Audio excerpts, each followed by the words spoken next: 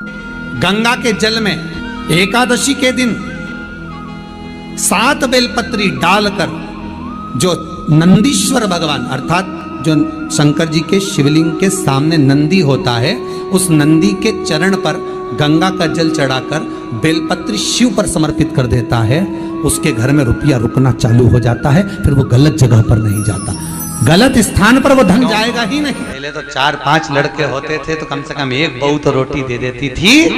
आज के जमाने में तो ले देखे एक, और वो भी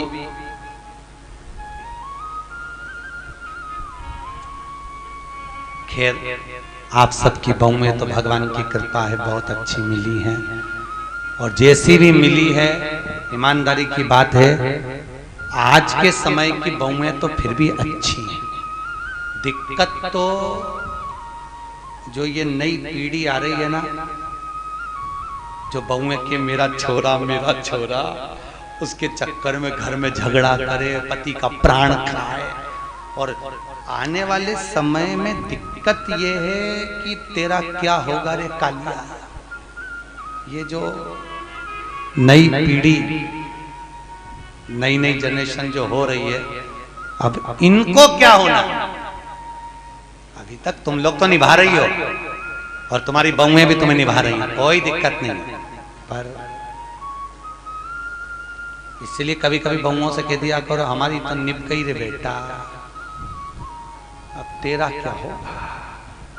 दिक्कत हमारी तो गई,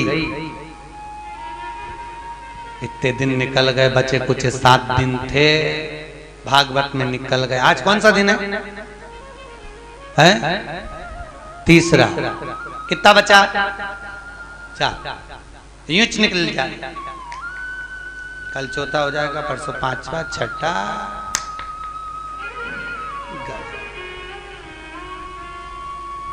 अब कई करे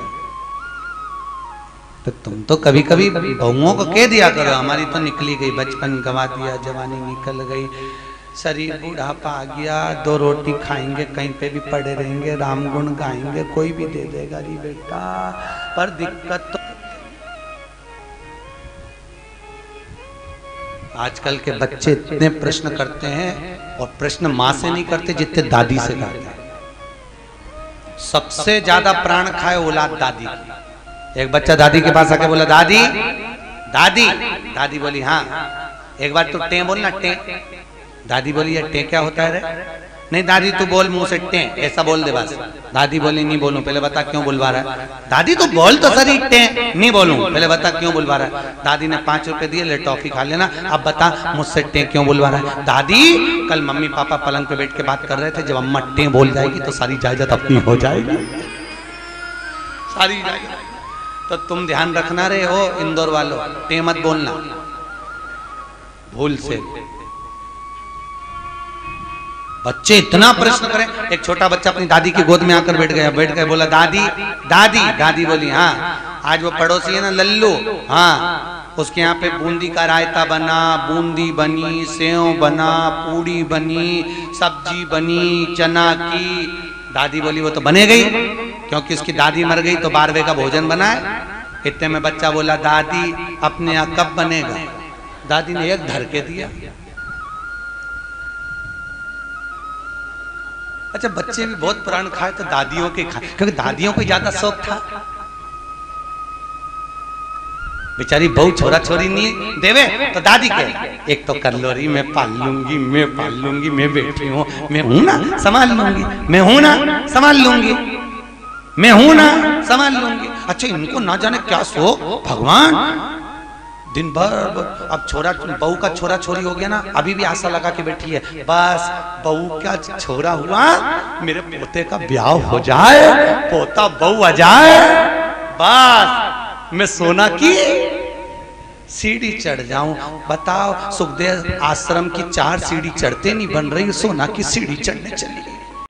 सब्सक्राइब करें हमारे चैनल शिव भक्ति को और बेल आइकन दबाएं ताकि आप अपडेटेड रहे हमारी हर एक वीडियो से। दादियों की चढ़ाएं, कई जगह हमको बुलाएं देखने के लिए, गुरुजी आओ हमारी अम्मा सोने की सीढ़ी चढ़ रही, तो इतनी सी सोने की सीढ़ी बनवाए पट्टा, इतनी सी सीढ़ी चढ़ जा। वो सीढ़ी मुड़ जाए पर अम्मा नहीं चढ़े।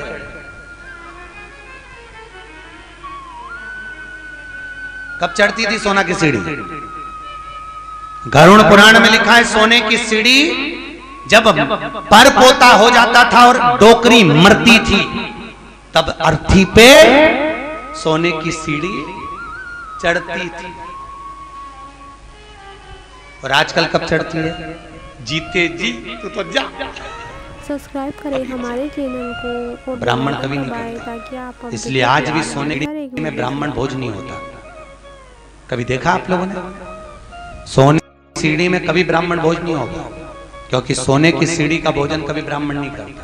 क्योंकि सोने की सीढ़ी जिस दिन मरता है उस कहां प्रणाम करते हैं? मंदिर के पीछे। जितना आगे प्रणाम नहीं करेंगे उससे ज्यादा पीछे करेंगे। कौन से शास्त्र में लिखा है कि मंदिर के पीछे प्रणाम करो? कौन से पुराण में लिखा है कि मंदिर के पीछे प्रणाम करो?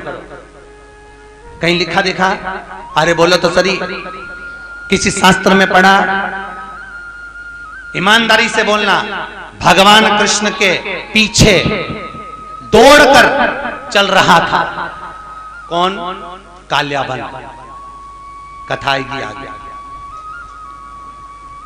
जरासंध के साथ जब युद्ध हुआ था और ब्राह्मणों की सेना लेकर आया था काल्यावन, और भगवान युद्ध का मैदान छोड़कर भागे। नाम क्या पड़ गया था? रण छोड़ रहा है।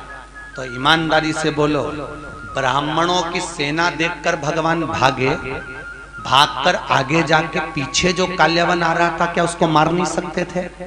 अरे बोलो जम के, मार सकते थे ना? जब जरासंध को मार सकते हैं, आदि को मरवा सकते हैं, तो काल्यावन को क्यों नहीं मारा मेरे द्वारकानाथ ने, मेरे द्वारकाधीश ने? क्यों नहीं मारा?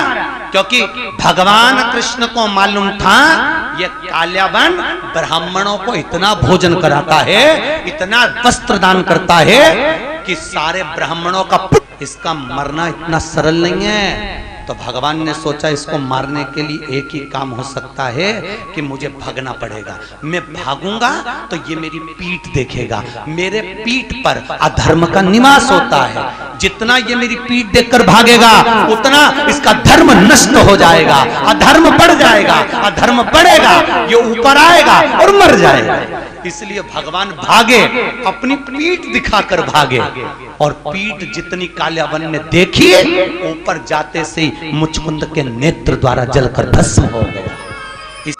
दोस्तों वीडियो को लाइक और चैनल को सब्सक्राइब करके जरूर जाइएगा। आगे भी ऐसी ही मनोकामना पूर्ति उपायों के लिए ओम नमः शिवाय।